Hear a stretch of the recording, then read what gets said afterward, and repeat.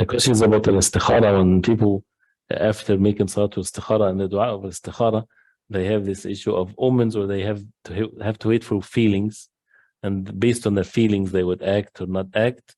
This is also an example of this takalluf, or this extremism in the way that people they treat these types of nusus and text. The hadith of the Prophet sallallahu alaihi wasallam in al-istikhara, إذا هم أحدكم بالأمر, if you're about to make a decision, make 2 rak'ah, make istikhara, and nothing is said about what comes afterwards, because you have to either go forward or not. And to judge your feelings, this is a very deceiving thing, because the shaitan can play with the feelings of the person, or that you have to have a dream, you have to have this inclination or that inclination.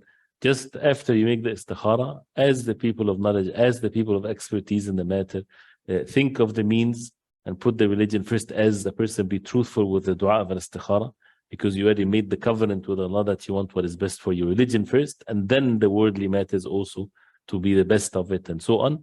And then once you, whatever decision that you have to make, inshallah, Allah subhanahu wa ta'ala, by the barakah, the blessings of al-istikhara, it will be, inshallah, for one's benefit. So this is an act of obedience to Allah. It has an effect. But to, again, to wait for something or things like this is of no traces or no evidence to it. Allah. The order with al-istikhara is al-istikhara first. And then after the istikhara, you ask the people of expertise or knowledge. And then you can repeat the istikhara, but it is not needed, people, because they're waiting for something.